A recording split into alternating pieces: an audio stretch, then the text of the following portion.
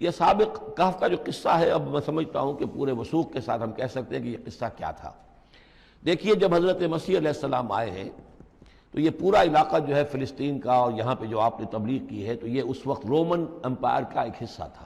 اگرچہ مقامی طور پر ایک لوکل بادشاہ جو تھا یہودی وہاں پر حکومت کر رہا تھا، لیکن وہ پپٹ تھا، اصل میں تو حکومت جو تھی رومیوں کی، جو رومی تھے بت پرست۔ اور اس کے بعد چونکہ انہوں نے بغاوت کی، حضرت مسیح تو اٹھا لیے گئے سن 30 عیسوی کے آس پاس یا 33 عیسوی کے آس پاس، لیکن اس کے بعد جو ہے ان یہودیوں نے بغاوت کی رومیوں کے خلاف، جس کے نتیجے میں سن 70 عیسوی میں ٹائٹس رومی نے تو ان کی حکومت بھی ختم کی اور بیت المقدس کو برباد کیا، یروشلم کو تباہ کیا، 1,33,000 یہودیوں کو قتل کیا اور ان کو بھیج دیا، نکال دیا وہاں سے باہر۔ اس وقت کا معاملہ یہ ہے کہ اب کوئی اکے دکے جو بھی رہ جاتے تھے یہاں پر، کوئی یہودی یا عیسائی، یہودیوں کو تو نکال دیا، عیسائی رہ گئے،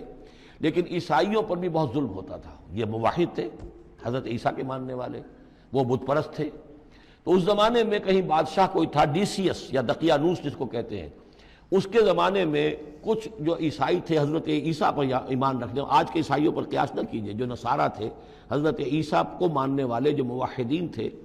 ان میں سے کچھ نوجوانوں کی پیشی ہوئی بادشاہ کے دربار میں۔ انہوں نے کہا کہ تم اپنے نئے دین سے اگر باز نہیں آؤ گے، اتنے دن کی مہلت تمہیں دی جا رہی ہے تو تمہیں سولی چڑھا دیا جائے گا، بس مہلت دی جا رہی ہے، جاؤ غور کر لو، سوچ لو۔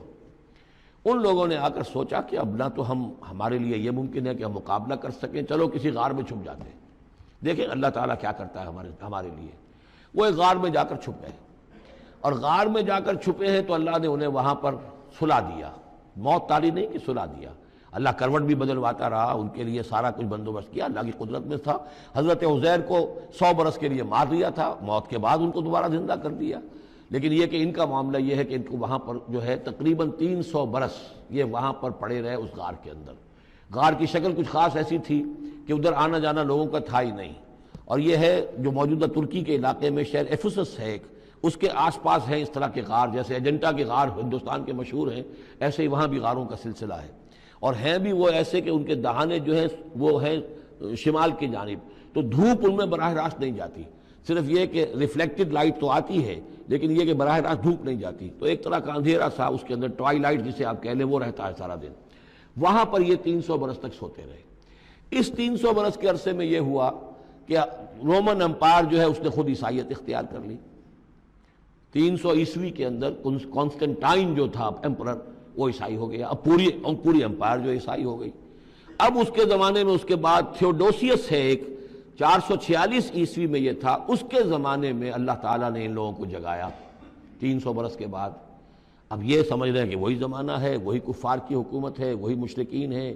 اب انہوں نے ڈرتے ڈرتے اپنے کسی ایک آدمی سے کہا بھائی جاؤ یہ لے کے سکہ لے کر جاؤ، چاندی کا، اور کچھ نہ کچھ کھانے پینے کے لیے لے کر آؤ، دیکھنا لیکن اس طرح ہو کہ ہمارا پتہ نہ چل جائے کہ ہم یہاں چھپے ہوئے ہیں۔ وہاں جو گئے انہوں نے وہ سکہ پیش کیا، اور کہا یہ سکہ تمہارے پاس کہاں سے آیا؟ یہ تو بہت پرانا سکہ ہے، تو 400 سال پرانا، 300 سال پرانا سکہ کہاں سے لے آئے تمہیں کوئی خزانہ ملا ہے؟ بہرحال اس حوالے سے اب وہ جو ہے وہ پکڑے گئے، ان کی حالت جو ہے وہ جو بات سامنے آ گئی، لیکن جب بات سامنے آ گئی تو اب ان کا تو بہت یعنی وہ عزت کی گئی، اس لیے کہ اب تو جو ان کا مذہب تھا در حقیقت پوری مملکت کا مذہب وہی ہو چکا تھا، تو صورتحال تو تبدیل ہو چکی ہے۔ پھر یہ کہ اس کے بعد تفصیل معلوم نہیں ہے کہ غالباً وہ جا کر اپنی اسی غار میں وہ سو گئے ہیں، یا دوبارہ اللہ نے ان پر وہیں پر موت طاری کر دی ہے، اس کا دروازہ بند کر کے اور اس پر ایک تختی لگا دی گئی ہے۔ یہ اصحاب کہف ہے۔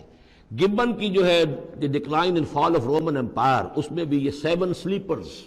7 سونے والے، ان کی کہانی موجود ہے۔ یہ چیز جو ہے گویا کہ رومن لٹریچر کے اندر موجود تھی، اس کا جو ذکر موجود تھا، اور قرآن مجید میں یہ امتحاناً سوال کیا گیا حضور سے، تو اس کا جواب دیا گیا کہ یہ 300 برس تک کچھ لوگوں کو سلا دینا، یہ اللہ تعالیٰ کے نزدیک تو کوئی بڑی بات نہیں ہے، تمہارے نزدیک ام حسبت ان اصحاب الکہف والرقیم کانوا من آیاتنا عجبا اذ ابى الفتية الى الكهف، جبکہ وہ نوجوان آئے اپنے اس غار میں، فقالوا، اور انہوں نے کہا ربنا آتنا من لدنک رحمتا، پروردگار اب خاص اپنے خزانہ فضل سے ہمارے لیے رحمت کا بندوبست فرما، وہیئ لنا من امرنا رشدا، اور ہمارے لیے ہمارے معاملے کے اندر جو ہے وہ کوئی عافیت کا بندوبست فرما۔ فضربنا علی آذانہم، تو ہم نے تھپکی دے دی ان کے کانوں پر، فی الکہف سنین عددا، اسی وہ غار کے اندر جو ہے وہ سوتے رہے کئی سال۔ ابھی یہاں اس بات کو نہیں چھیڑا کتنے سال، سنین عددا، متعدد سال وہ سوتے رہے۔